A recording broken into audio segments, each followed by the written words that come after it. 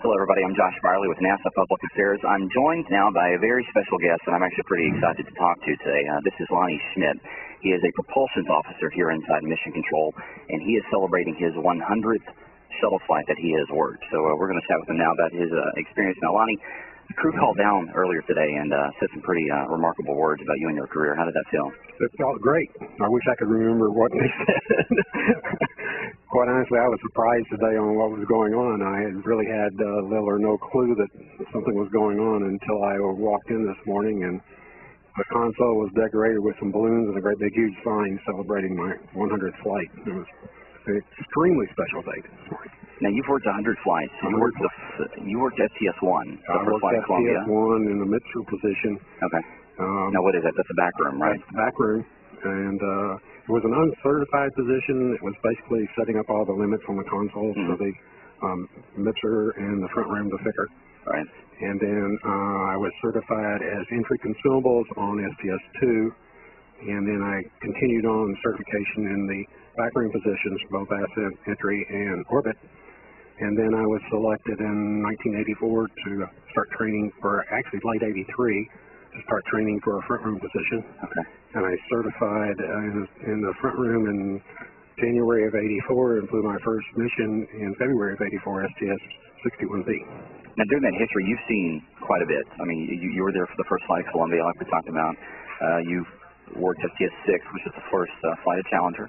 Right. You also worked the first flight of Atlantis, which is, this is sort of the bookend of that because it's scheduled to be the last flight of Atlantis. And you know what?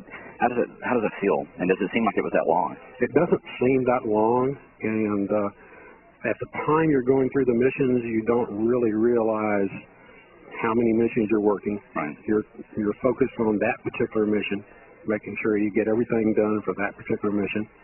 You get it done, you kind of have a sense of accomplishment, then you start working on the next one.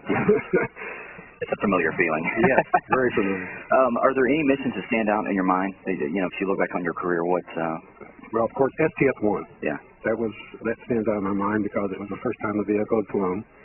The first time a manned spacecraft had flown when it had not flown unmanned.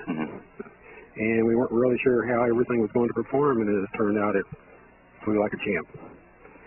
It's, you know, these flight controllers here, you know, not only prompt your position, but the others, I mean, they know these systems backwards and forwards. I mean, that's the key to being successful, you know, working in this room. You know, after this many years, are there still surprises that you see, or are you still learning, or you know? I learn something on every flight. Every flight is different. Every vehicle is actually different. Each one of the vehicles has its own little peculiarities that you learn about. So, yeah, we're still learning, and we'll continue to probably learn until the final wheel stops.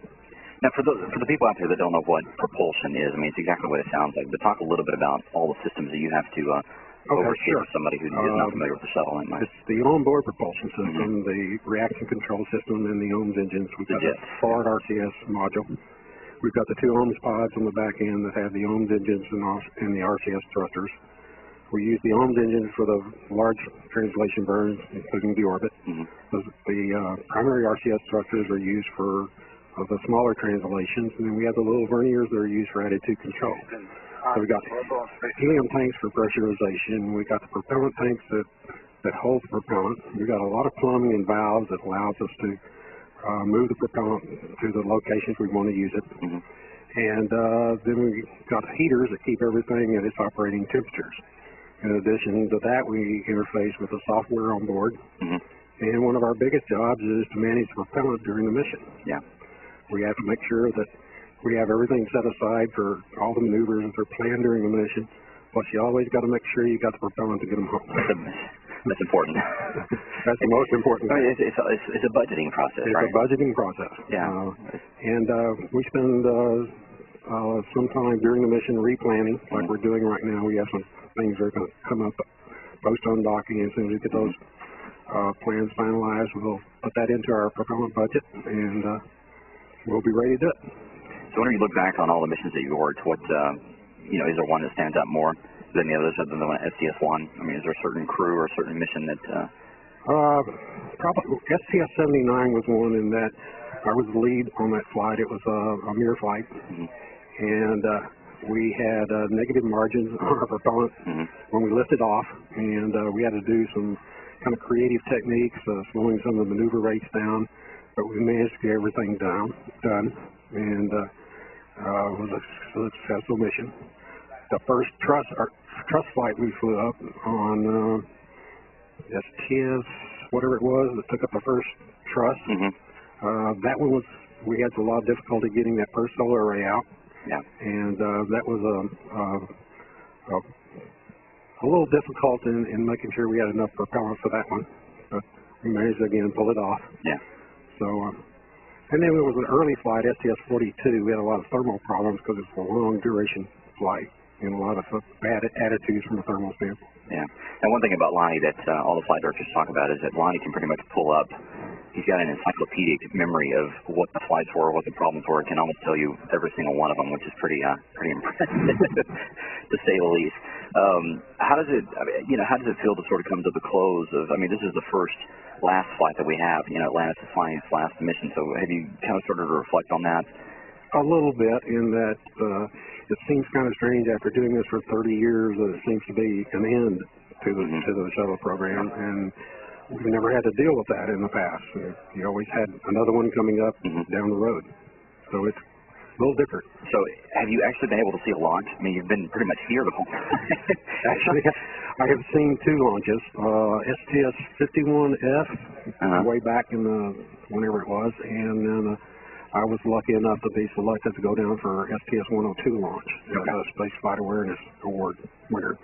It's actually something to see. Yes, it is. I've been lucky to see a couple myself. It's something that you really can't explain to people if you haven't seen it. So. Yep. Well, Lonnie, it's an honor to work with you. I mean, it really is.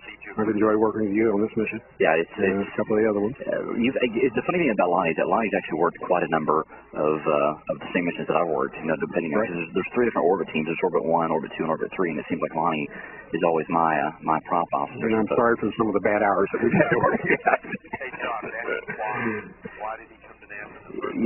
Why did he stay to this spot? Yeah, whenever you look back on your career, what you came from Sherman, Texas, right? Sherman, Texas. Up in North Texas. I grew up on a farm, raising sheep.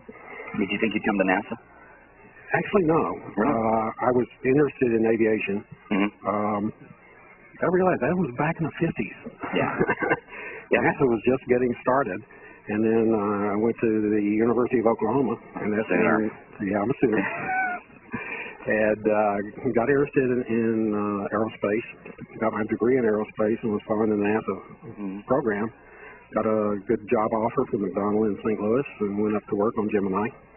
Back to the Gemini program, right? Gemini program, and I was there for a little over a year. Met my future-to-be wife, and then one day the phone rang, and I picked it up, and they said, "You're going to the Cape next week." And I backed up and went to the Cape for 6 months, and then liked it, and ended up staying to the end of Gemini. Yeah. Of course, I also got married in there too. That's good. That's good. And took my wife to Florida. Yeah. So it was interesting. Then I kind of took a little bit of a detour there and worked on some missile programs with McDonnell, and kept in contact with some of my friends that stayed in space. I found out there was an opening down here. Called them up, got the job interview, and next thing I know, I'm here. You've been here ever since then? Been here ever since. Is it still fun? Oh, yes. It's still fun. That's I think that's the question we always get to. Is it how cool is it to work at NASA? And it it never gets boring. It never gets boring. The neatest thing about this job is when you come in the morning, you may have a few things planned for that day, but some other things are going to come up. You never do the same thing day in and day out. Yeah. Well, congratulations again. I mean, I know it's a big mission for you, and we celebrate it with you. And congratulations once again. We're going to take a look back now at Atlantis' career. We've been mentioning throughout this mission that this is Atlantis' final scheduled flight, and Lonnie's working it. He, of course, worked at Atlantis' first mission as well. So here's a look back at Atlantis' 25-year career here on NASA television.